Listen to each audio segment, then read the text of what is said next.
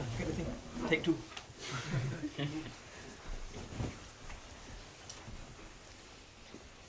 Bismillah ar-Rahman ar-Rahim.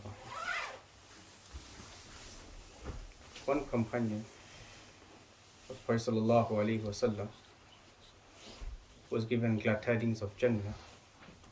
Sa'd ibn Abi Waqqas radiyallahu anhu, great companion. He accepted Islam right in the initial stages. Some of the ulama have written that he was the seventh male adult to accept Islam. And he's from the Ashara Mubashara, those 10 companions who have been given glad tidings of Jannah. Some of the ulama have written that at the age of 17, and others have said at the age of 19 he accepted Islam. And he was a very brave companion. He took part in all the battles, even in the Battle of Uhud. Prophet sallallahu alaihi wasallam, he was from those companions who was protecting the Prophet of Allah sallallahu alaihi wasallam. Prophet sallallahu alaihi wasallam would give him arrows and tell him to use the arrows which the Prophet of Allah would pass on to him, and he would use his arrows to fight the enemy. So even in the Battle of Qadisiyah, when the Muslims were fighting against the Persians, Hazrat Umar radiyallahu anhu sent him, and he was the leader of the Muslim army. So all the battles he took place, Sa'd ibn Abi Waqqas radiyallahu anhu. Then after the Battle of Qadisiyah, they established a place called Kufa, the city of Kufa. They built this in the Khilafah of Hazrat Umar radiyallahu anhu. And Hazrat Sa'd ibn Abi Waqqas radiyallahu anhu, he was made the governor of this place. Now, when he was the governor of this place, the people of Kufa, they started complaining about to Hazrat Umar radiyallahu anhu about Sa'd ibn Abi Waqqas. Hazrat Umar radiyallahu anhu removed him from office, said, "You're no longer the governor." And then he sent a few companions, Ammar bin Yasir radiyallahu anhu, to lead them in Salah. And he sent another person that take Sa'd and take him radiyallahu anhu and take him to all the masajid and ask the people that, what is your opinion regarding Sa'd radiyallahu anhu? So he went to every single masjid and asked every masjid that, what is your opinion? And they all said that, they all praised him. They all said, yeah, he's a very good person. No one had anything evil to say. And they came to one masjid, and there was a person from the Banu Sa'd. Was it from the Banu Sa'd? Banu Abs. He was from the Banu Abs. And his name was Usama. And he stood up and he said, I have a complaint. He says, he does not لا يسير بالسرية ولا, that he does not go out in jihad, ولا يقسم بالسوية, that he does not distribute the spoils of war with justice equally, and he is ولا يعدل بالقضية, that he does not even he's not just when he passes ruling in court. And this is the complaint. He said he had 3 complaints against the Sa'd radiyallahu anhu, that he does not go for jihad.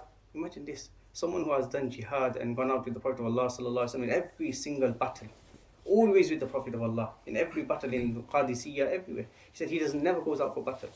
On top of this, he doesn't distribute the spoils of war with justice, and nor is he just when he passes ruling, or when he passes any judgment. So the Sa'd radiyallahu anhu, he gave him baddu'a. He prayed against him. But if you look at his humility and his tawadu, when he had to pray against him, he didn't say, oh Allah, destroy this person straight away. He said, oh Allah, if this person is a liar, because a person could make a mistake sometimes. If this person's a liar, and he has no objective except that he did this sum'atan wa riya'an, he only did this to show, for show, he only wanted to show that I am a very brave person, that I have stood up to Sa'd radiyallahu anhu. If he is a liar and he has done this sum'atan wa riya'an, then I make 3 bad du'as against this person. The first one, that give him a long life and give him a life full of poverty. And on top of this, that make him, put him into fitan, that he is in fitan. So the narrator says that this person became so old that his eyebrows, they would cover his eyes. This is how old he became. So when he wanted to see people, he would have to lift up his eyebrows to look at people. This is how old he became. And he was so poor that he was always begging. And he was in so much fitan that when in the streets, if young girls, slave girls would walk, he would chase them. And he would try to grab the slave girls. So people would rebuke him that, what are you doing? He would say, the prayer of Sa'd has come upon me. The bad dua of Saad has reached me. What do we learn from this story? Number one, that the companions radiallahu anhu, we should be very, very careful when we say something about the companions radiallahu anhu. You have to understand that the companions, we are all Muslim today because of the sacrifice of the companions radiallahu anhu. So first of all, when it comes to the companions, you should be very careful before you open your mouth. Very, very careful. That is why there's a principle in hadith as well that they will comment on all the narrators, but when it comes to the companions, they don't comment. So number one, be very careful when we're talking about the companions radiallahu anhu. Number two, that sometimes a person, when you're with your friends, you have certain people who are bullies. They want to show off. And you have someone who's weak in front of you.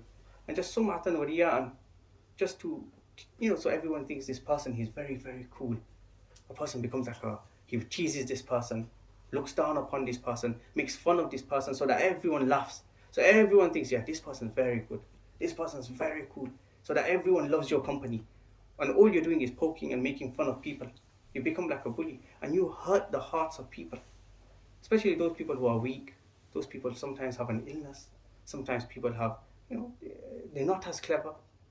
So not everyone is as clever. But you always want to poke fun at them. And you hurt their heart. And you only do this sum'atan wa riya'an. And what you're doing, you're just accusing them, you're lying, you're making fun of them. Very careful.